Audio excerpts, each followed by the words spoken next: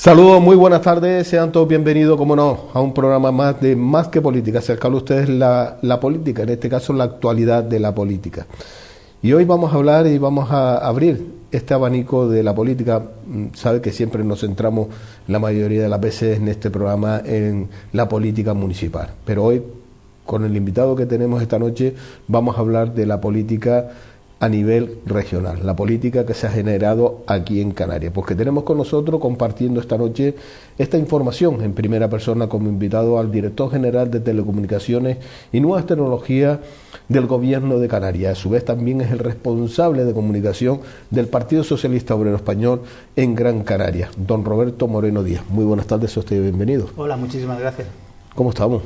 Bien, con mucho ánimo y cerrando una etapa de casi 4 años, dentro de poco se cumplirán, de gobierno, una legislatura en la que el Partido Socialista ha cogobernado Canarias después de mucho tiempo en la oposición y donde yo creo que hemos marcado una diferencia, no solo con lo que podía haber sido un gobierno de la derecha en Canarias, sino si nos comparamos Canarias y los servicios públicos con lo que ha pasado en otras regiones de España. Así que estamos en ese periodo de cierre de legislatura, yo creo que con una muy buena hoja de servicios y con mucho ánimo para poder seguir después del 24 de mayo. A 60 días ya de las próximas elecciones, el día 24, ¿qué valoración hace de las áreas que ha llevado y ha gestionado el Partido Socialista Obrero Español aquí en Canarias? Yo creo que las tres consejerías, como sabe, Educación, la Consejería de Presidencia, Justicia e Igualdad y la Consejería de Industria han estado en muy buenas manos. Yo creo que la hoja de servicios es muy positiva.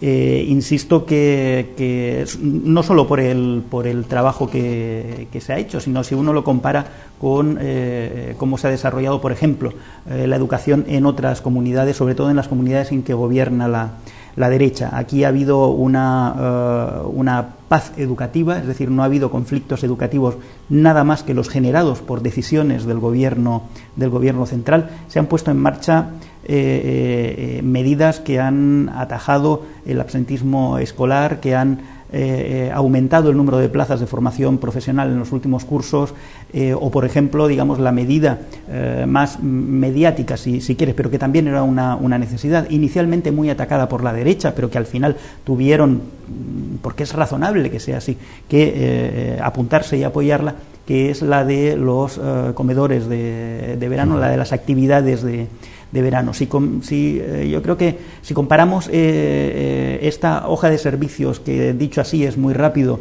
con los conflictos que ha tenido la educación, por ejemplo, en la Comunidad de Madrid, gobernada por el PP, realmente en Canarias con mucho menos presupuesto, con muchas menos facilidades, porque eso sí que ha hecho el Gobierno central, nos ha apretado las tuercas cada vez que ha podido, con muchos menos recursos se han podido llevar a cabo muchísimas iniciativas. Por ejemplo, algo que en justicia, ¿no?, que en el área de justicia, además de terminar las inversiones, por ejemplo, en la Ciudad de la Justicia en Las Palmas de Gran Canaria o los nuevos juzgados en La Laguna, se ha llevado a cabo una enorme tarea de modernización de la gestión de la justicia, desde el punto de vista de la gestión tecnológica, que es lo que a mí me toca, el ya famoso, conocido programa Atlante. Se ha pintado en los presupuestos el dinero necesario para que los abogados de turno de oficio, para que la justicia pueda seguir siendo accesible a personas que no tienen recursos, cosa que no ha ocurrido en otras comunidades autónomas. Y en el área de industria yo creo que se ha hecho un esfuerzo teniendo al Estado enfrente en sacar partido de nuestros recursos naturales. Es decir, yo creo que en conjunto la parte socialista del gobierno tiene, como decía, una muy buena hoja de servicios en un momento tremendamente complicado presupuestariamente. El presupuesto de la comunidad autónoma no ha dejado de decrecer sostenidamente en estos años, pero los servicios públicos se han logrado mantener abiertos, no así en otras comunidades regidas por la derecha en España.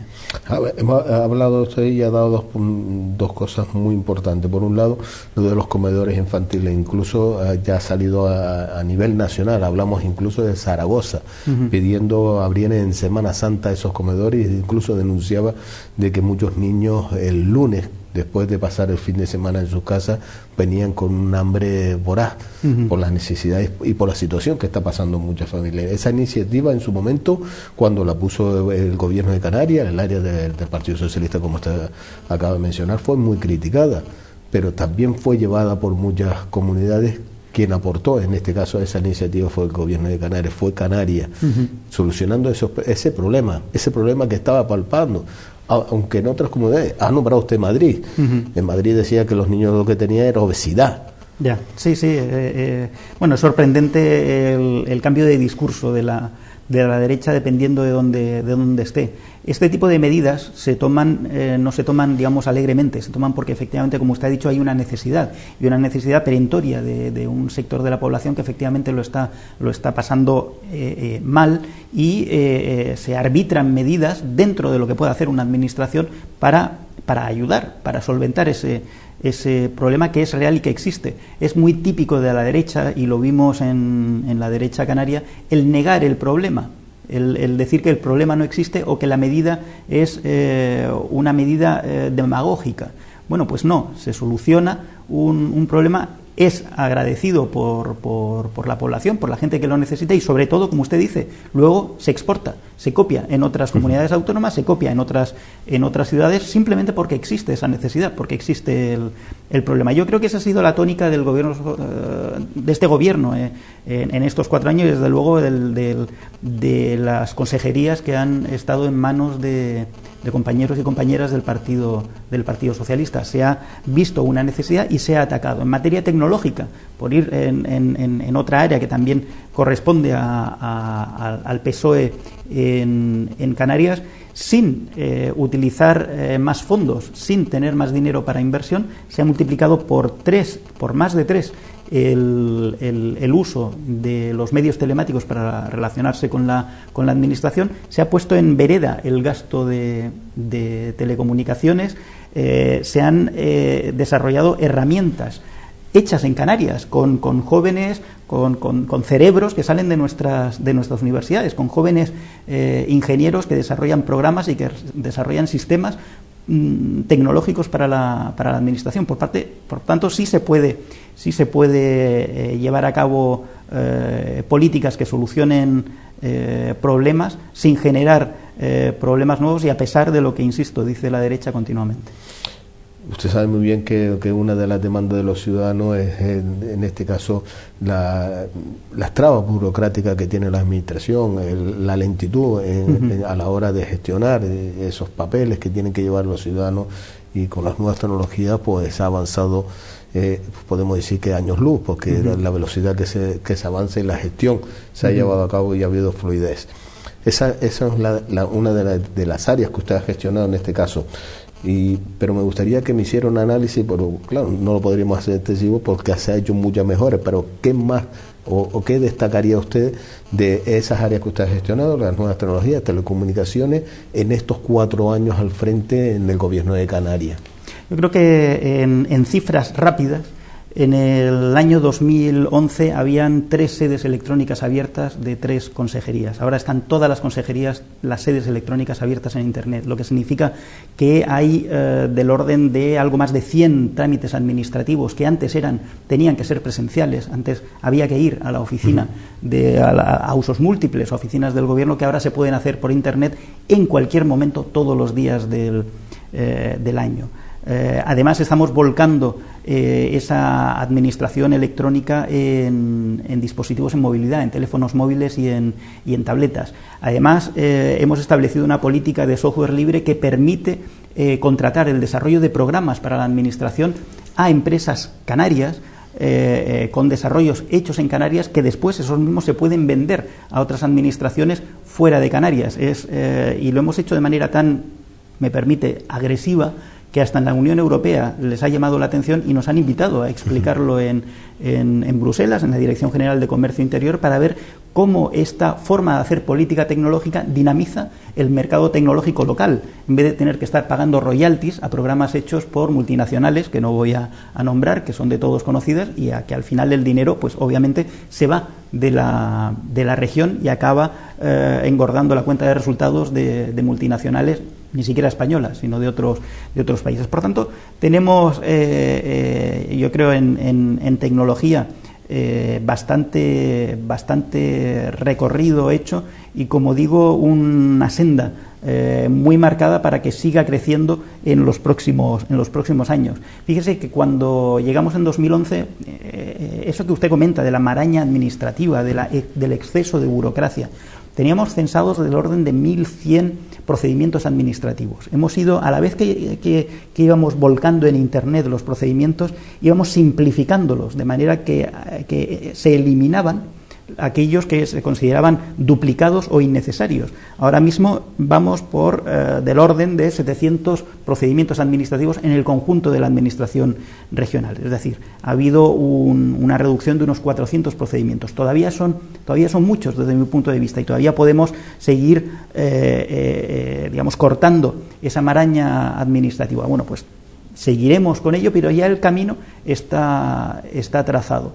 Había procedimientos que efectivamente generaban colas de ciudadanos en las administraciones, en las oficinas de la administración. Bueno, pues ahora mismo hay del orden de 100 procedimientos completamente que el inicio es telemático, de manera que se puede hacer en cualquier momento sin aparecer físicamente por ninguna administración y, sobre todo, salvando el escollo del papel. Hay muchos trámites administrativos que nunca jamás verán un papel.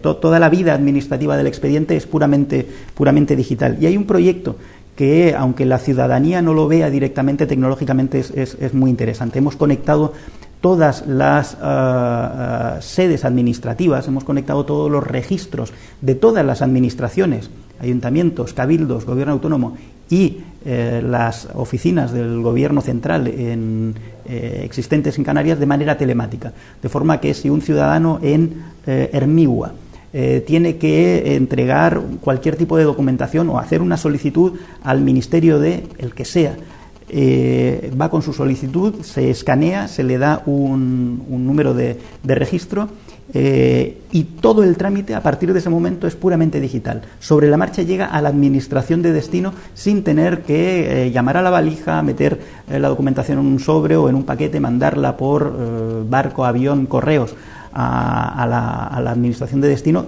y por tanto se ahorra muchísimo tiempo en el trámite administrativo. Por tanto, tenemos un ahorro en el transporte, un ahorro del ciudadano y un menor consumo de tiempo y una aceleración de todo el proceso. Son tareas a lo mejor muy poco glamurosas y desde luego que venden mediáticamente mucho menos que otro tipo de políticas, pero que aceleran muchísimo y agilizan y sobre todo hacen mucho más eficiente la administración. Por tanto, la administración nos cuesta muchísimo menos dinero a todos desde que utilizamos de esta manera las tecnologías. Ha dicho usted, venden menos que cualquier... Vale, bien, perfecto. Pero ha llamado la atención de Bruselas y ha comentado usted que ha sido invitado para que Bruselas se preocupe y pida que venga de una comunidad, de un país europeo, a que explique qué es lo que se está desarrollando, mucho interés o algo ha levantado para que sea citado. Bueno, 2 veces he tenido que ir a Bruselas en los últimos 6 meses, llamado por ellos para explicar lo que estábamos haciendo. Primero, en la adopción de herramientas de software libre que elimina la dependencia tecnológica del exterior, porque son herramientas que pueden ser desarrolladas, ampliadas localmente por empresas tecnológicas locales. Y segundo, el cómo hemos podido implementar, obviamente sin salirnos del trámite legal, del trámite administrativo, ese tipo de políticas. Realmente en Canarias hemos metido el pie a fondo en el acelerador de la modernización de la administración y eso ha llamado la atención en otras comunidades autónomas. en Asturias o en Baleares me han preguntado por nuestra herramienta de firma digital en teléfonos móviles, cómo lo hemos realizado y cómo hemos solventado los problemas legales que herramientas de este estilo, por ser muy novedosas, pueden plantear, ¿no? Por tanto, sinceramente, yo estoy muy orgulloso del trabajo de los trabajadores, del personal tecnológico y administrativo de la Dirección General de Telecomunicaciones y Nuevas Tecnologías del Gobierno, porque estamos demostrando que Canarias puede ser conocida fuera no solo por nuestro buen clima, no solo por ser un fantástico lugar turístico, sino también porque tenemos nuestros pequeños logros tecnológicos en la administración, que además, como somos así de fantásticos, los ofrecemos a través del Centro de Transferencia de Tecnología para que, adaptándolo de la manera adecuada, puedan ser utilizados por otras administraciones. Pero hemos actualizado las administraciones, en este caso hemos actualizado el Gobierno de Canarias, hemos puesto en marcha las nuevas tecnologías al día. Y todavía queda mucho trabajo por desarrollar. Sin duda, sin duda. Porque usted sabe cómo funcionan las tecnologías, la rapidez que lleva. Pero me gustaría también que me hiciera, en este caso, una radiografía porque las tecnologías es el pan nuestro de cada día, ya lo vivimos en nuestros hogares, en los negocios, en los lugares de trabajo. ¿En qué situación se encuentran las nuevas tecnologías, las tecnologías en Canarias? Bueno, ahora mismo nosotros tenemos censadas del orden de algo más de 1.800 empresas, de todo tipo, desde las muy grandes hasta las micropymes, en el sector TIC, en el sector tecnológico en Canarias. En estas 1.800 están incluidas solo aquellas que tienen NIF canario, es decir, no están las grandes multinacionales que, aunque operan en Canarias y tienen personal contratado en Canarias, pues tienen NIF en Madrid o en Cataluña. Y si uno mira y compara el peso que representan esas 1.800 empresas con respecto al número total de empresas, el sector TIC en Canarias, si tuviésemos que ordenar todas las comunidades autónomas, Canarias sería la quinta comunidad autónoma en donde el sector TIC pesa más dentro de la comunidad. O representa un porcentaje mayor el número de empresas. Ahora mismo el PIB canario, que estamos del orden de 40.100 millones de euros, 40.100, 40.200, hay un sector monstruo, que es el sector turístico, que tiene aproximadamente un peso de un 33%, y el sector TIC pesa un poco más, de entre el 4 y el 5%. Pero tiene unas características muy especiales el sector TIC en Canarias. Hay determinadas áreas como el desarrollo informático, el desarrollo de programas informáticos y la consultoría informática, que ha ido viendo crecer el número de empresas que se dedican a este subsector TIC en los últimos años, es decir, en plena crisis. Hemos visto también que el número de empleos creados o digamos existentes en el sector TIC no ha decrecido en los años de la crisis, es decir, se ha mantenido. Y hemos visto también que el peso de los contratos de la administración en el sector TIC ha ido decreciendo, es decir, que si bien hace unos años había muchas empresas del sector tecnológico que dependían mucho de contratos con la administración, ahora esa dependencia es menor porque están logrando vender sus productos poco a poco en el exterior. Por tanto, yo creo que, primero, es un sector, un tanto atomizado, hay muchas empresas en relación al volumen, al conjunto de población que tenemos, pero es un sector que ha logrado mantener una cierta estabilidad en los años de crisis, ¿no? Hay otros sectores de la economía que se han visto muy tocados. Es un sector que utiliza una mano de obra muy especializada, en donde hemos visto que los sueldos prácticamente se han mantenido, es decir, no han bajado, en donde hay un consumo intensivo de personas muy preparadas, pero es verdad que es un sector muy masculino. O sea, del total de trabajadores del sector TIC en Canarias, un 70% son hombres y solo un 30% son mujeres. Por tanto, ahí todavía tenemos que romper una brecha de género. Pero en otros aspectos es un sector que sin ser potente, porque todavía no ha llegado ni de lejos a la madurez, ha sabido capear bastante bien ese temporal de crisis. Aquí en Telde tenemos un buen ejemplo, en Pallet Express, ¿no? Ese núcleo de empresas tecnológicas, que además su padre, digamos, es un exalumno de la Universidad de Las Palmas de Gran Canaria, que un informático, generando una idea de creación de tecnología que ha estado exportando fuera de España. Por tanto, eso muestra que tenemos la mano de obra necesaria, que son los cerebros que formamos de nuestros jóvenes, que formamos en las universidades, y la posibilidad de hacer que esa tecnología se utilice fuera y sobre todo se venda fuera.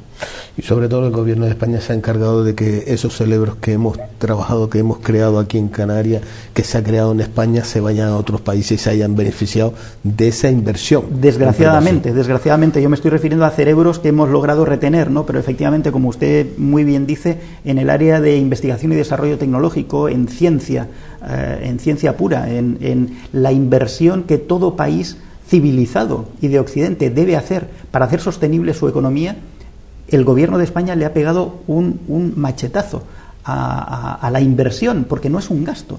No se debe ver como un gasto, es una inversión que a medio plazo retorna un porcentaje muy alto de lo que en ella se invierte, y al final tenemos a los mejores cerebros formados en nuestras universidades trabajando para enriquecer el PIB de Alemania, del Reino Unido, de otros países en Europa o de Estados Unidos y de Canadá, simplemente por la ceguera, la miopía de no ver la innovación tecnológica, la inversión en desarrollo tecnológico y investigación científica como eso, como una inversión y no solo como un gasto. A nivel nacional, ¿en qué situación se encuentra Canarias como región en el sector tecnológico? Bueno, nos supera en volumen de inversión, por supuesto, Cataluña y Madrid como comunidades autónomas, porque concentran una gran parte de la industria TIC y de la población también, pero en cuanto a porcentaje de empresas TIC con respecto del volumen total de empresas, estamos por encima del país, ligeramente por encima del País Vasco, lo cual llama mucho la atención. ¿En qué sectores somos fuertes en Canarias? Como decía antes, en el desarrollo de sistemas de programas, de sistemas de software, también en software abierto estamos empezando a hacer nuestros pinitos, y en consultoría de sistemas informáticos. Yo creo que estamos creando mucho conocimiento. Ahora, tenemos que ser capaces de exportar ese conocimiento. Y cuando digo exportar ese conocimiento, no digo, como en la cuestión de la administración, dejar que otras administraciones repliquen los programas que utilizamos. No, en vender ese conocimiento fuera de ese conocimiento creado en Canarias, fuera de Canarias. Eso ahora mismo es muy posible, y esa es quizá nuestra asignatura pendiente para los próximos años. El primer problema que tienen los ciudadanos, en este caso la mayor preocupación que tienen los ciudadanos, es el desempleo. En este caso la falta de creación de empleo, la crisis del ladrillo. Aquí vivimos de un sector como es el turismo y nos enfocamos siempre en el turismo. Tenemos otros sectores que son los primarios, la agricultura, ganadería y pesca. Pero vamos a las nuevas tecnologías. ¿Ha vivido la crisis el sector de las nuevas tecnologías? ¿A corto o medio plazo sería una creación de empleo por parte de las nuevas tecnologías? ¿Podríamos avanzar ahí? Sí, si uno ve la evolución del número de empresas tecnológicas, puramente tecnológicas, en los años 2010, 11, 12, 13, que son los años duros de la crisis. Vamos a poner como referencia el año 2012, que fue un año tremendamente complicado, al menos para las administraciones públicas, yo creo que para toda la población y para el sector empresarial. Vemos que el conjunto de empresas, o el sector de empresas TIC, no ha decrecido el número de empresas, ha aumentado el número de empresas. La foto fija es que un porcentaje muy alto de esas empresas son en realidad autónomos, ¿de acuerdo? Freelancers, empresas con 0 asalariados, autónomos. Yo creo que estaríamos en mejores condiciones en caso de que viniese otro periodo de recesión, si comenzáramos a aglutinar y conglomerar todo ese conjunto de microempresas en el sector TIC, porque serán mucho más fuertes esas empresas o la unión de esas microempresas para afrontar un nuevo periodo de crisis que si están desunidas. En el sector TIC, geográficamente, en Canarias se concentra básicamente en las dos islas capitalinas, en Gran Canaria y en Tenerife, prácticamente en partes iguales, que es donde también se concentra una gran parte de la demanda del sector del sector tecnológico. Pero yo creo, como decía antes, que hemos sabido capear, o que ha sabido el sector capear bastante bien, sobre todo en comparación con el sector de la construcción, el temporal. ¿Por qué? Primero porque la tecnología, el uso de la tecnología y la aparición de nuevas tecnologías es de uso horizontal en todos los sectores productivos. Las tecnologías de la información y las comunicaciones son casi, digamos, el tener tecnología de ese tipo de buena calidad es casi una obligación para el sector turístico, porque el 100% de los turistas que nos visitan vienen de países en donde el consumo de tecnología es diario, es parte de la vida diaria, y esos turistas no quieren renunciar al uso de la tecnología durante su periodo de vacaciones. Por tanto, yo creo que debe fomentarse también la alianza entre el sector turístico, que es un sector puramente de servicios, con el sector tecnológico, que es un sector industrial realmente, de desarrollo de aplicaciones y de bienes, ¿no? De bienes intangibles, de bienes digitales. Yo creo que en esa simbiosis, en esa alianza, hay un nicho económico tremendamente interesante que no puede sino crecer en los próximos años y generar riqueza. Mire que hemos avanzado en comunicaciones. Acuérdese usted cuando empezaron los primeros teléfonos móviles, que eran un poco más o menos las emisoras que tenía en la guerra o en la posguerra. Hoy en día tenemos las tablets, tenemos los móviles de última generación, y cada día nos alumbran con otros lanzamientos. Por este caso me gustaría también que me hiciera una valoración, porque sabe usted muy bien que se ha celebrado recientemente la Feria Internacional de Telefonía Móvil en Barcelona. ¿Qué conclusiones saca usted después de esta celebración, de esta Feria Internacional? Porque usted lleva una área que no se nombra mucho, porque deberíamos hablar de ferias, hablaríamos de turismo, Berlín, Londres, Madrid. Exacto, pero también existe Barcelona. Sí, también. Y existe en este caso una herramienta importante para el día a día de las personas. Exacto, también es una feria, y en este caso tecnológica, y hombre, uno se queda casi ya, aunque en tecnología es conveniente no asombrarse ni sorprenderse de las novedades, ¿no? Porque siempre las va a haber cada muy poco tiempo.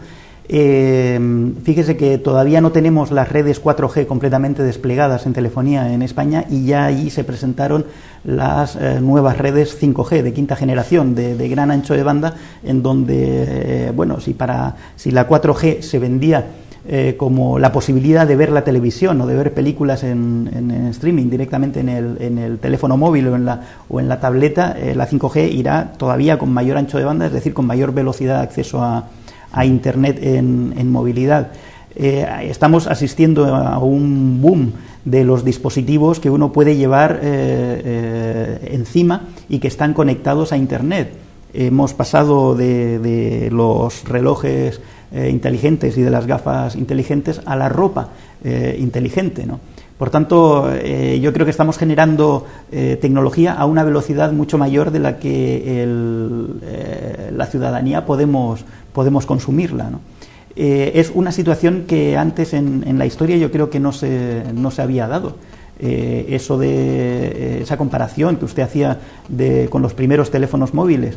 Ahora hay que recordar que lo que llevamos encima no es un teléfono, es un ordenador, que además sirve para hacer llamadas telefónicas, pero ya no es un teléfono, es un aparatito que tiene pues unos procesadores, que uno se puede descargar programas, y que no solo sirve para hablar por teléfono, ¿no? o para intercambiar mensajes instantáneamente, ¿no? A lo que somos como muy aficionados en España. Por tanto, esa velocidad tecnológica yo creo que nos está atosigando a todos un poco, pero el ser humano es muy aficionado a todo ese tipo de productos. Por tanto, yo creo que acabaremos no solo consumiéndolo, sino generando realimentación positiva para tener nuevos servicios que puedan ser explotados a través de la telefonía móvil. Y de eso ha ido esencialmente esta feria de la telefonía móvil en Barcelona. Bajo su punto de vista, ¿en qué dirección deberían moverse las administraciones públicas en el uso tecnológico para que sean más eficientes, para facilitar soluciones, y en este caso ese acercamiento por parte de los ciudadanos a esa administración? Y hacerle la vida más fácil a los ciudadanos. Sin duda, yo creo que se debe iniciar el camino que nosotros ya tenemos empezado a recorrer, que es el de pasar de la administración electrónica en ordenadores tradicionales a la administración electrónica en movilidad. Pero hay dos áreas en donde yo creo que en los próximos años vamos a ver una explosión de aplicaciones tecnológicas muy importantes, que son la sanidad y la educación. Y en relación a la educación, yo creo que efectivamente deberíamos ser todos, las administraciones, suficientemente hábiles y deberíamos poner las herramientas para poder evolucionar rápidamente e incluir la tecnología no solo dentro de los currículums, sino de forma práctica en el aula, en el procedimiento, en el proceso de aprendizaje de los alumnos, de nuestros chicos y chicas jóvenes, ¿no? El teléfono móvil no es solo, como decíamos, un teléfono, es también un ordenador y puede ser también un libro y puede ser también es un método de acceso a la información, pero es también una forma de acelerar el proceso educativo y el proceso de aprendizaje. Y yo creo que, visto desde ese punto de vista, estas herramientas tecnológicas deberían estar incluso más presentes en las aulas hoy en día. Si utilizando las nuevas tecnologías se ahorra mucho dinero, y usted lo ha demostrado, porque el gobierno de Canarias, aunque la han recortado, usted la ha hecho la contra, ha reducido gastos, por lo cual, como ha dicho usted, ha mantenido y ha podido soportar el recorte por parte del gobierno de España y para llevar a cabo esos proyectos que ha llevado a cabo y que ha sido admirado, y vuelvo lo recalco, porque para que lo citen en la Comunidad Europea no se le cita a todo el mundo y a cualquiera, por lo cual el proyecto se lleva a cabo. Pero las instituciones más cercanas, los ayuntamientos, ¿por qué no se invierte? Cuando hablamos de ese gasto enorme, por ejemplo, en folios, en tones de impresoras, ¿por qué no se...? Caso más reciente, la famosa idea también, que parece ser que todos los canarios éramos unos golfos, que utilizábamos mal el billete de avión cuando los trasladábamos y nos obligaron a ese certificado de residencia. Muchos ayuntamientos, muchas personas tenían que acceder a esos ayuntamientos y tenían que pagar un sobrecoste cuando se podía haber hecho tranquilamente por una red, por internet. Absolutamente, absolutamente, porque estamos todos censados. Quiero decir, es simplemente comprobar telemáticamente si una persona está censada donde dice que está censada, y eso técnicamente, tecnológicamente no tenía ningún misterio, ningún problema.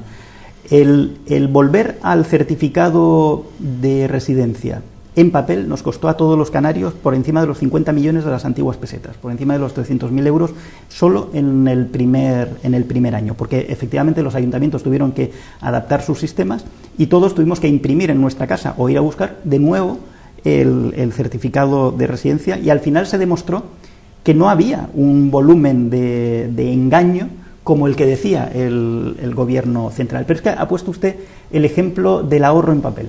Desde el 1 de enero de 2014, es decir, desde el 1 de enero del año pasado, está prohibido en la administración regional intercambiar papel internamente. Todos los documentos, desde mi dirección general a otro organismo, tienen que ser, la documentación interna tiene que ser tramitada de manera electrónica y tiene que ser transmitida de manera electrónica.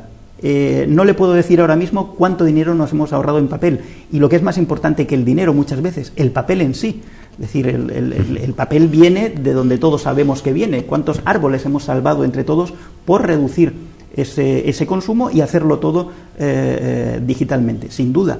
Y usted hace una pregunta muy interesante. ¿Por qué hay toda esa diversidad de ayuntamientos?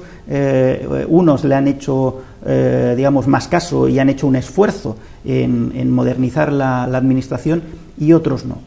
Yo creo que porque hasta el comienzo de la crisis, hasta 2008, 2009, las concejalías de nuevas tecnologías eran la María, era la que se le daba al último concejal que entraba en el grupo de gobierno. Para que se esté entretenido, vamos a darle nuevas tecnologías. No se veían las nuevas tecnologías como un elemento esencial de la administración, un elemento esencial de la gestión de lo público. Cuando se empezó a ver que efectivamente el buen uso de la tecnología, sin necesidad de invertir más dinero, generaba ahorros, En el resto de las concejalías es cuando empezaron a tener importancia las concejalías, consejerías y desde luego las direcciones generales y viceconsejerías de nuevas tecnologías en las administraciones.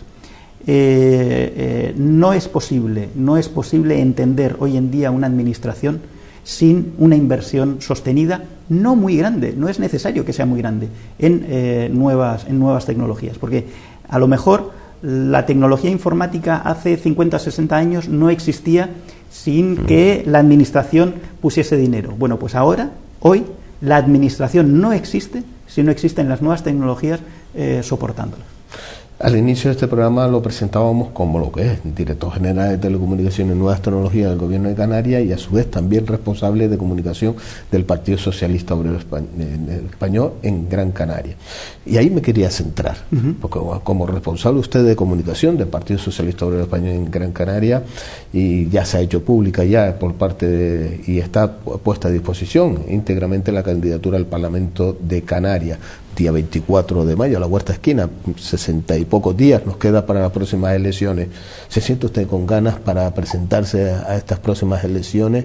Sobre todo con ese desánimo que hay por parte de la sociedad. ¿Qué le podríamos transmitir al ciudadano para poder ese ánimo de ejercer ese derecho al voto, esa cita el próximo día 24 de mayo? Bueno, efectivamente todavía no soy candidato, estamos en el proceso de elegir candidato, pero siguiendo nuestro procedimiento en el PSOE, pues yo tengo el orgullo de haber sido propuesto por todas las agrupaciones locales de la isla de Gran Canaria para integrarme en esa lista del Parlamento. Dentro de unos días sabremos si puedo ir o no al Parlamento en representación del PSOE, pero desde luego tengo ganas de seguir luchando por lo público, que es lo de todos, por seguir luchando por defender los servicios que la ciudadanía necesita y que la sociedad solidariamente debe ofrecer, no solo la justicia, la educación y la sanidad, que digamos son los principales, y sobre todo garantizar que son viables y garantizar que son accesibles en igualdad de condiciones por toda la ciudadanía.